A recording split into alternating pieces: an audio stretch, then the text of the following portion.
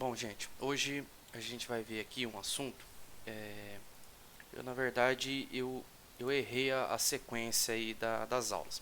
Eu queria ter falado disso daqui, da parte da solução do solo e das cargas do solo. Eu queria ter falado isso aqui antes da aula do nitrogênio, que a gente viu semana passada. Eu errei, eu escolhi mal aí a ordem dos assuntos que a gente ia tratar. Mas tudo bem. Vamos lá. Vamos fazer da melhor maneira possível aí. Bom, hoje, então, solução do solo e cargas. A gente vai ver o que é a solução do solo e o que são as cargas do solo e como que funciona isso daqui, tá? Vamos lá. Bom, a fertilidade do solo. De que forma que os nutrientes no solo e como que esses nutrientes são disponibilizados aos vegetais, né? Os nutrientes eles encontram-se distribuídos na fase sólida, que é a fase aí, a orgânica e a inorgânica, e na fase líquida, que é a solução do solo. Tá? Peraí que alguém pediu para entrar.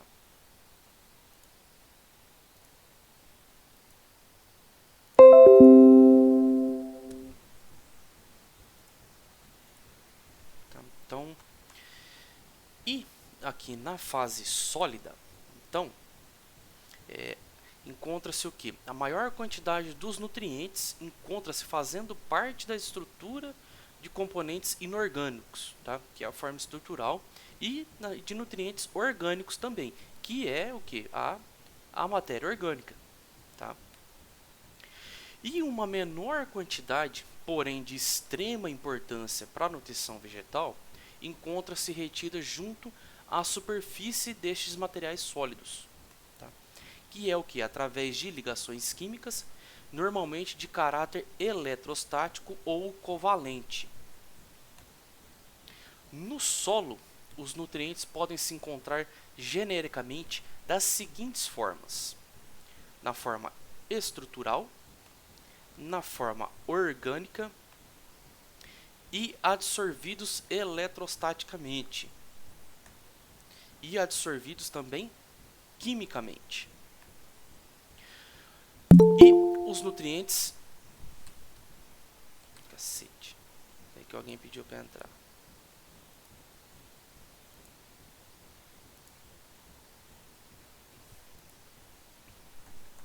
Opa.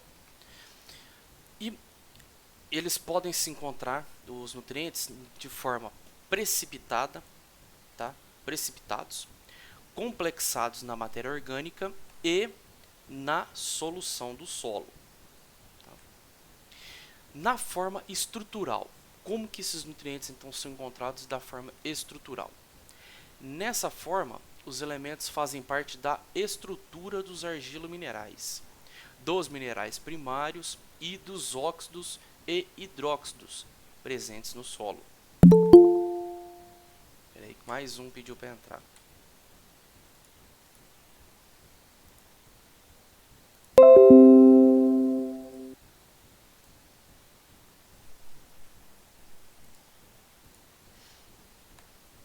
Na forma orgânica, como que é essa forma orgânica? É a forma na qual os nutrientes se encontram fazendo parte da estrutura dos materiais orgânicos do solo, seja de resíduos recentemente incorporados ou de substâncias em estádios mais avançados de decomposição, que é o que? As substâncias úmicas, que já virou humus. Já. E a contribuição da fração orgânica na liberação de elementos minerais para a solução do solo é importante para alguns nutrientes, principalmente para o nitrogênio, para o enxofre, para o boro e para o fósforo, tá? Mas principalmente para o nitrogênio, tá? Que para fazer recomendação, inclusive, de nitrogênio, a gente usa a matéria orgânica na continha de recomendação de nitrogênio. A quantidade liberada de matéria orgânica depende de alguns fatores de cada nutriente na matéria orgânica. o tipo de material orgânico, tá? Resíduo recentemente incorporado ou se é substância úmica. E tratando-se aqui, falando já de material orgânico, depende o que? Da procedência desse material orgânico. Porque dependendo, vamos citar um esterco, dependendo do tipo de esterco, a gente tem mais ou menos de alguns nutrientes. Por exemplo, se pegar o nitrogênio como referência, esterco de galinha tem muito mais nitrogênio do que o esterco bovino ou o esterco suíno, tá? Então, cada nutriente tem a sua particularidade dependendo do material orgânico que você está tratando. E o teor desses materiais presentes ou adicionados no solo. E a velocidade com que eles são decompostos pelos micro-organismos também influencia também na quantidade liberada do nutriente. Vamos falar agora da parte adsorvida. A forma adsorvida, o que é? Vê que não é absorvida, tá? É adsorvida. A forma adsorvida constitui a fração dos nutrientes que se encontra ligado à superfície dos sólidos orgânicos, da matéria orgânica ou dos sólidos inorgânicos, que são o quê? Os argilos minerais, os óxidos e os hidróxidos do solo, tá? Então, isso que é adsorvido, tá? Que ele constitui o quê? Encontra-se ligado à superfície desses sólidos, orgânicos ou inorgânicos. É a fonte de maior interesse para a nutrição vegetal, pois aqui é que se restabelece as quantidades de nutrientes retiradas da solução do solo pelas plantas ou perdidos por lixiviação. Essa forma representa a reserva imediata de nutriente aos vegetais, tá? Então, a forma adsorvida é a forma, vamos dizer, a forma trocável de nutrientes ali do solo. Quando a planta absorve um nutriente da solução, esse nutriente retirado da solução, ele precisa ser reposto. E a reposição dele vem dos nutrientes que estão adsorvidos no solo. Os nutrientes agora precipitados. Os precipitados. Alguns elementos formam precipitados com outros elementos ou compostos químicos. Os precipitados, eles são moléculas relativamente grandes e muitas vezes insolúveis.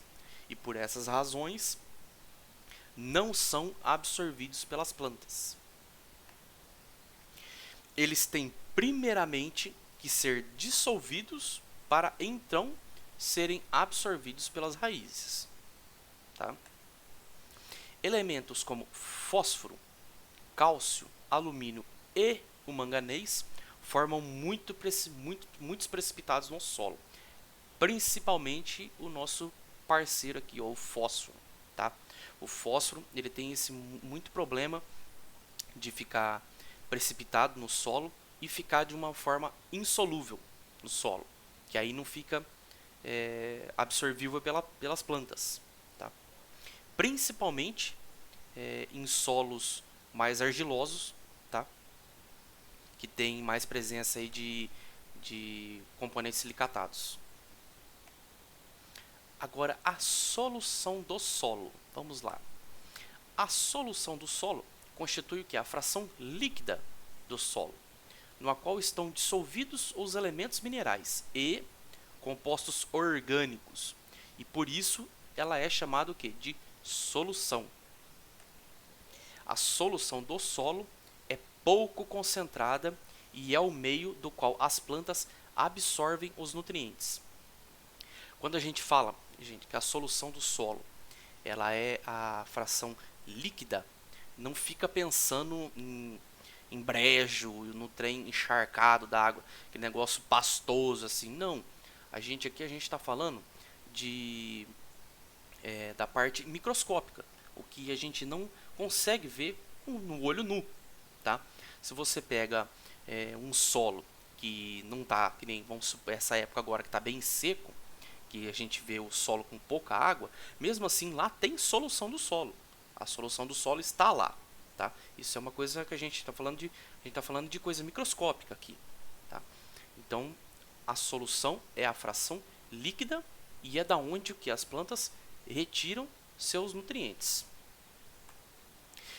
Como a concentração da maioria dos nutrientes nessa solução é pequena, a quantidade de nutrientes se esgota em poucas horas ou dias, dependendo do nutriente, e tem que ser reposta, tá?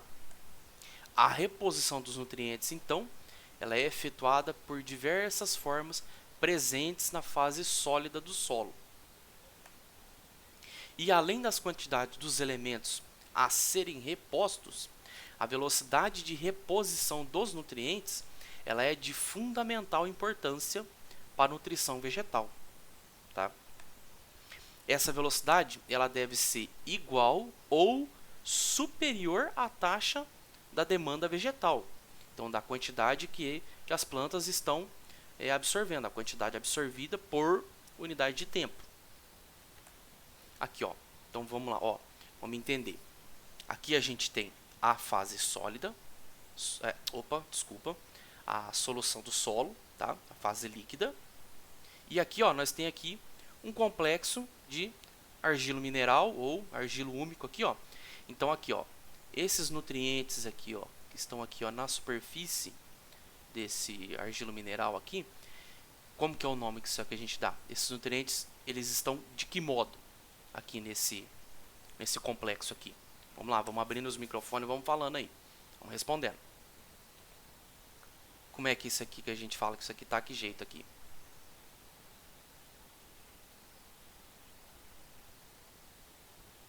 Gente, cadê? Ninguém tem microfone?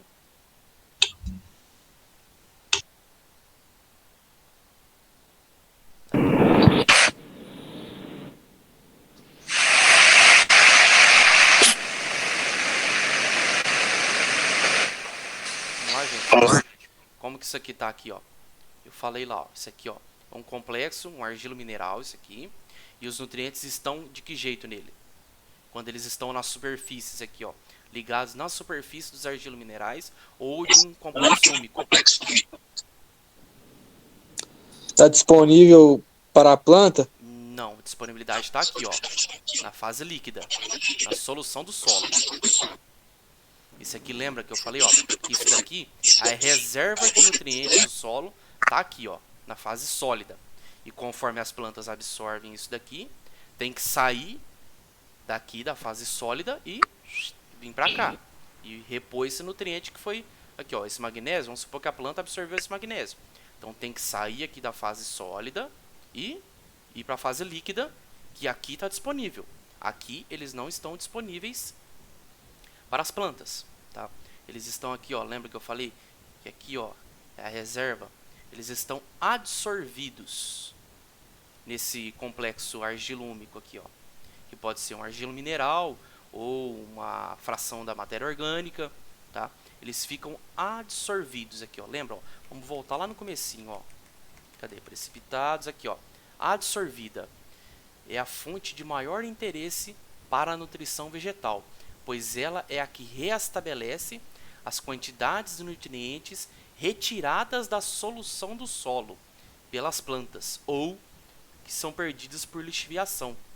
Essa é a forma que representa aqui, ó, a reserva imediata de nutriente aos vegetais, tá? Porque a planta pega aqui, ó, aqui, a planta retirou esse magnésio, aí esse magnésio aqui está adsorvido no argilo mineral. Então a planta retirou esse daqui, então rapidamente esse magnésio tem que sair da fração do argilo mineral, da parte sólida do solo e pular para a solução, para ficar disponível para as plantas. Tá? Agora vamos falar sobre as cargas elétricas no solo. Cargas elétricas. Óxidos e hidróxidos de ferro, alumínio, manganês, silício, os argilos minerais, a matéria orgânica, todos eles possuem cargas elétricas em suas superfícies. Tá?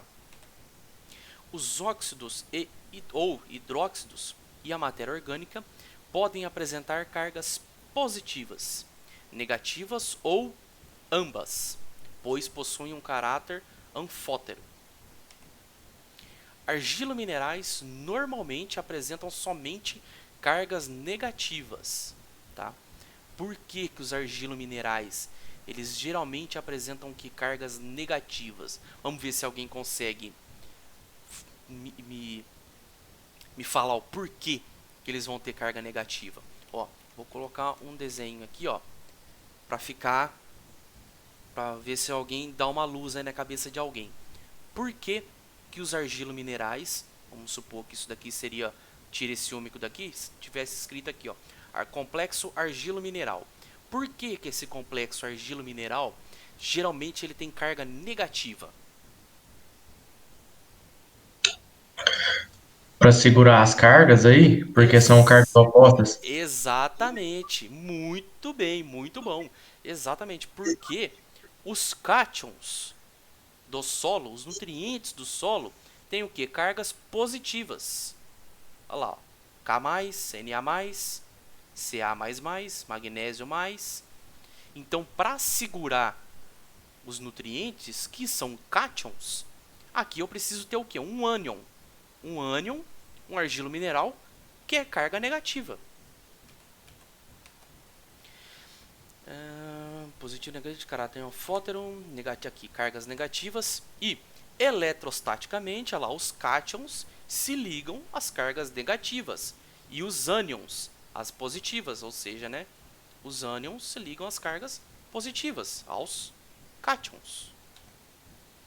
Sob o ponto de vista de nutrição vegetal, é importante que o solo possua um grande número de cargas, pois elas se mantêm os nutrientes presos junto a si e através de ligações químicas, impedindo que eles sejam perdidos por lixiviação. As cargas elétricas do solo são classificadas quanto à origem em permanentes e variáveis, que aí depende o que? São cargas dependentes do pH. As cargas permanentes. As cargas permanentes são originadas nos argilominerais através de substituições isomórficas. Por ocasião da formação dos minerais, alguns átomos de silício que deveriam ocupar as cavidades no centro dos tetraedros de silício ou de alumínio, que deveriam ocupar as cavidades no centro dos octaedros, são substituídos por outros cátions, com um raio iônico semelhante, com o mesmo tipo de carga, mas com valência diferente. Eu sei que todo mundo está falando, puta merda, que porra que é essa? Calma lá que vai explicar já. Essa substituição geram cargas e consistem basicamente pela troca do silício pelo alumínio nos tetraedros e do alumínio e do ferro ou pelo magnésio nos octaedros. O que esse monte de porcariada está falando? Está falando, gente, simplesmente que dá de uma substituição isomórfica que se você pega aí um tetraedro de silício, aqui ó, tetraedro, lá, um tetraedro de silício, tá? E tá falando o quê? Que esse silício ele vai sair desse tetraedro aqui e poder fazer uma substituição isomórfica indo para um octaedro, que é uma outra forma, por isso que fala substituição isomórfica, tá? Que substitui por um outro complexo de átomos com valência semelhante, só que aí faz o que? Aumenta a carga negativa, tá? É isso que está falando só. Que o alumínio vai sair desse tetraedro e vai para um octaedro. É só isso, que aí vai fazer o que? Dessa forma, a gente vai conseguir o que? Aumentar a carga negativa no solo por substituições isomórficas. Olha lá, os tetraedros e os octaedros juntam-se, dando vários tipos de argila silicatada, tá? Então, olha lá, os tetraedros eles vão se juntar e vai formar lá, vai sair de uma argila que era 1:1 e vai para uma argila 2:1, que já é o que? Uma argila mais evoluída, tá? Que aqui a gente vai ter formação de octaedros com muito mais cargas presentes, que vão poder se ligar aqui a mais nutrientes. Aqui você vai ter só um tetaedro, um fraco de valência, com poucas cargas. É isso que aquele monte de coisa araiada lá quer dizer. Os tipos de cargas elétricas. Bom, para que seja mantida a eletroneutralidade do mineral, onde ocorreram as substituições isomórficas, elementos carregados positivamente, cátions, se localizam junto às cargas negativas e se ligam a elas eletrostaticamente. Por isso que há essa substituição isomórfica aí, para aumentar a quantidade de cargas negativas do solo, ela é importante. Por causa disso, porque como lá você vai ter a presença de mais cargas negativas, a tendência da química é o quê? Tentar neutralizar essa eletronegatividade. Aí, o que acontece? Cátions pega e se liga àquele monte de carga negativa para tentar manter o quê? A neutralidade. E dessa forma o quê? Vamos ter mais nutrientes na solução do solo, ou solução do solo não, desculpa, ligado aos argilos minerais, prontos para serem disponibilizados para a solução, assim que as plantas absorverem os nutrientes e abrir uma vaguinha lá na solução do solo. Olha lá, o solo com alto teor de argila, mais cargas negativas. Por quê? Eu vou ter a presença aqui de mais octaedros do que tetaedros. E o solo com baixo teor de argila, eu tenho menos cargas negativas. Porque aqui eu vou ter o quê? Um argilo mineral 2:1 e aqui um argilo mineral 1:1, fraco. Cargas variáveis dependentes do pH. Até agora a gente viu ali as cargas permanentes. Agora as cargas variáveis, que dependem do pH. As cargas variáveis, elas variam com a alteração do pH do solo. E por isso são também denominadas o quê? Cargas dependentes do pH. Esse tipo de carga encontra-se nas superfícies quebradas de argila minerais, principalmente nos óxidos e hidróxidos e na matéria orgânica. É o tipo de carga predominante nos solos de países de clima quente, onde os solos são altamente intemperizados, cuja mineralogia predominante é composta de caulinita e de óxidos e hidróxidos, ou seja, típico do solo nosso, do solo brasileiro. O número e o tipo, positiva ou negativa, das cargas elétricas dependentes de pH variam com a alteração do pH do solo, devido que a adsorção dos íons determinantes do potencial elétrico, que é o que? Hidrogênio e hidroxila, nos solos constituintes sólidos. Quando a acidez do solo é elevada, ou seja, pH baixo, íons de hidrogênio, que são prótons, migram da solução do solo para a superfície dos sólidos e, ao ligarem-se covalentemente aos grupos funcionais existentes na superfície dos sólidos, passam a integrar a estrutura dos mesmos e assim conferem cargas positivas a eles. Ou seja, está só falando aqui que o quê? Que quando eu tenho muita acidez no solo, eu tenho o quê? Muito hidrogênio no solo, que é o que causa acidez. O que vai acontecer? Esses hidrogênios vão migrar da superfície do solo para a superfície da parte sólida do solo. E ao se ligarem covalentemente aos grupos funcionais que existem na superfície dos sólidos, eles passam a integrar aquela estrutura e ocupam o espaço que poderia estar o quê? Que e está disponível para um nutriente. É isso que quer dizer. Aí o que vai acontecer? A planta vai absorver a solução do solo e não vai ter carga disponível. Não vai ter um cátion, por exemplo, de um potássio, de um magnésio, para sair da parte sólida do solo, que estaria absorvido lá no argilo mineral. Não vai ter esse nutriente lá para voltar para a solução do solo. Para poder o quê? Repor aquilo que a planta extraiu. Certo? Com o aumento do pH, o fenômeno dá-se o quê? Em sentido contrário. Ou seja, esses prótons são liberados gradativamente desses grupos, que são o quê?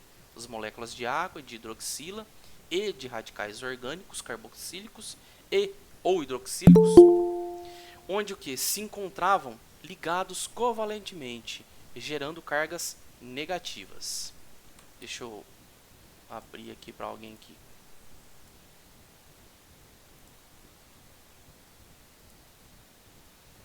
então aqui está falando o quê? Que só que vai acontecer o quê? O inverso, tá? O inverso. Só que aqui no caso que vai ter hidroxilas, tá? Que vão se ligar o que aos ou de radicais orgânicos, papapá, que se encontravam ligados e vai gerar o que? Carga negativa. pH menor que 5, predomínio de quê? Cargas positivas, atraem ânions. pH maior do que 5, predomínio de cargas negativas, atraem cátions. O que é o que? Interessante para a gente, então. pH maior que 5, certo? Por isso que o pH do solo sempre maior que 5, a gente tem que trabalhar o solo. Como aumentar as cargas elétricas do solo? Como que eu vou aumentar as cargas elétricas do meu solo, então? Quem chuta? Através da calagem? Calagem, né? As cargas elétricas do solo, elas podem ser aumentadas pelo quê? Aumento do pH do solo, então, né? A gente tem que fazer o quê? Aumentar o potencial hidrogeniônico do solo. Deixar ele sempre perto aqui. Trabalhar aqui, ó. Entre 5 e 6.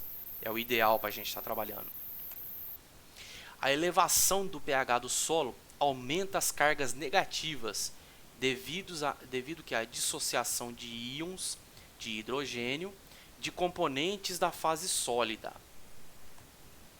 Isso acontece o quê? Pela desobstrução de algumas cargas ocupadas por algumas formas de alumínio não trocável.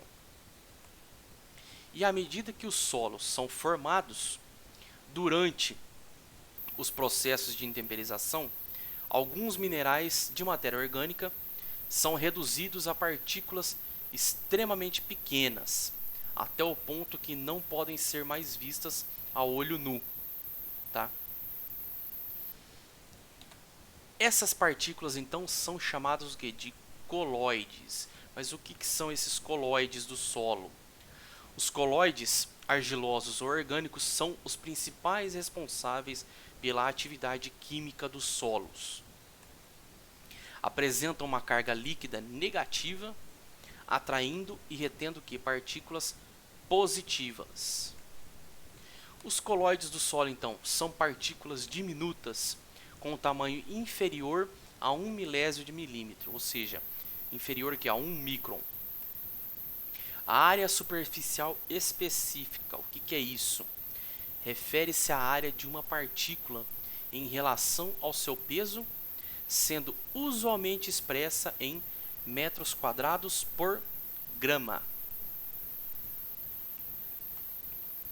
A área superficial específica depende da textura do solo, obviamente, de tipo de minerais de argila, o teor da matéria orgânica, tá?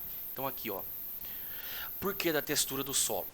Porque, ó, na areia a gente tem aqui, ó, em torno aqui de 0,2 aqui, ó. Aí conforme você vai descendo, você vai diminuindo as partículas do solo. Então a textura do solo vai ficando o quê? Mais fina. Tá? Então por isso que depende muito da textura do solo. Agora a CTC. O que é CTC? Capacidade de troca de cátions. Então o que isso quer dizer para a gente então? É a capacidade de troca de cátions. Então, os cátions retidos nos coloides do solo podem ser substituídos por outros cátions, ou seja, eles são trocáveis. Então, um solo com a CTC alta quer dizer o quê? Que ele tem alta capacidade de trocar os cátions. E o número total de cátions trocáveis que um solo pode reter, ou seja, a quantidade de sua carga negativa, é chamado da sua capacidade de troca de cátions. Ou seja, um solo que ele tem alta capacidade de troca de cátions, ele tem alta CTC, ele tem o que? Grande quantidade de carga negativa. Isso é interessante para a gente porque pode segurar o que? Muitos nutrientes. É isso que quer dizer. Quanto maior o valor da CTC do solo, maior o número de cátions que ele pode reter. Obviamente, né? Porque ele tem alta quantidade o quê? De cargas negativas. E a CTC depende da quantidade e do tipo de argila e de matéria orgânica presentes no solo. As partículas de areia não apresentam reação. Por isso que solo argiloso geralmente tem o que? CTC alta. A troca de cátions se dá quando um íon positivamente carregado, dissolvido na solução, aproxima-se da superfície do mineral, de argila ou da matéria orgânica, podendo, com essa proximidade, ser o que? Trocado por outro que está diretamente retido nas cargas negativas dessa superfície. Então, é assim que se dá a troca de um cátion. Então, a atividade das argilas deve-se principalmente ao argila mineral que a originou e pode ser medido através do índice de atividade que determina a área específica. Então, olha lá. Por isso que a gente tem aqui, ó, os argila minerais, aqui, ó, 2:1, que lembra que eu falei que aqui a gente tem o que? Mais presença de octaedros, que tem mais cargas negativas. Então, por isso que aqui, ó, a gente tem aqui, ó, começa a ter maior área específica, olha lá, ó, área específica, e consequentemente a CTC ela vai aumentando, tá? Olha aí, olha aqui onde a gente tem maior CTC, maior área específica. Olha aí, onde a gente tem areia, a areia não representa nada pra gente, ó. Areia e silt não representa nada.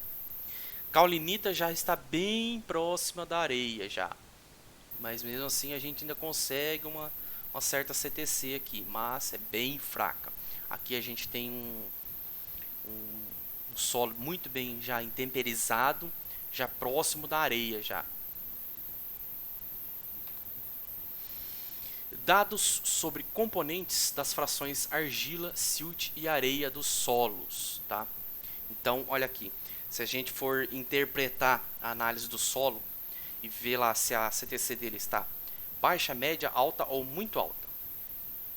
Então, assim, ó, isso daqui é o mesmo esquema que tem lá no boletim técnico 100 para interpretar a análise de solo. Você pega lá, tá lá a CTC da sua análise de solo. Se ela estiver menor do que 5,5, ela está com CTC baixa. Se estiver em centimol de carga por decímetro cúbico. Se ela estiver em milimol, ó, milimol, milímetro, de centímetro para milímetro, só multiplica por 10. Tá? Então, 55 no caso se estiver em milimol. Que aí depende o laboratório. Tem laboratório que traz em milimol, tem laboratório que traz em centimol. Se ela estiver entre 5,6 e 15, ou 56 e 150, ela está média. De 15,1 a 50, ou 151 a 500, ela está alta. E se estiver maior do que 50,1 ou maior que 501, a gente tem uma CTC muito alta. Pose? Então vamos lá, vamos brincar de interpretar análise de solo então. Então vamos lá, vamos interpretar esta análise de solo. Então, cadê a CTC? Aqui. Onde está a CTC da nossa análise de solo? Aqui, ó, a CTC aqui, ó. Então a gente teve a amostra aqui, uma amostra, 3 amostras, né? Pode ser de 3 glebas diferentes. Fez análise de 0 a 20 centímetros. 0 a 20 centímetros indica pra gente que ele está trabalhando com um plantio convencional, preparo de solo convencional. Se fosse plantio direto era 0 a 10. Então vamos lá. A nossa primeira CTC, milimol de carga por decímetro cúbico, 38,5. Então essa CTC aqui, ela está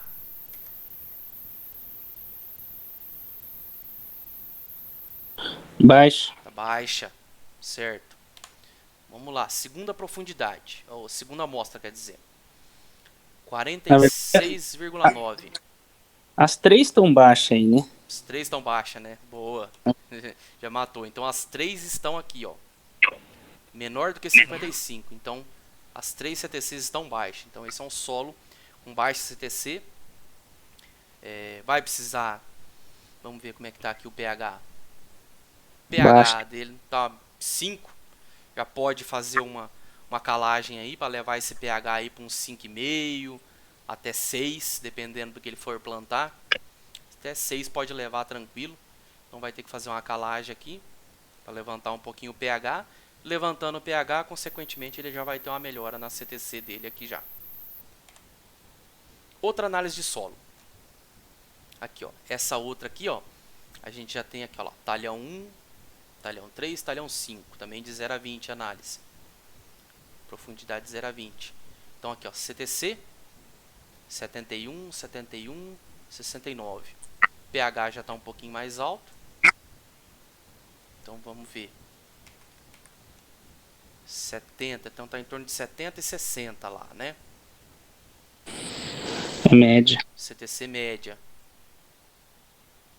Então tá aqui.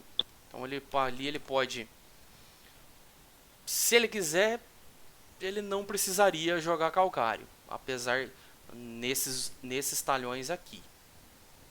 Porém aqui no talhão 5 já é recomendado que ele faça calagem já. Mas eu, se fosse área minha, eu faria a calagem até aqui também. Nem que fosse para jogar 500 kg de calcário aqui, por hectare. Eu faria.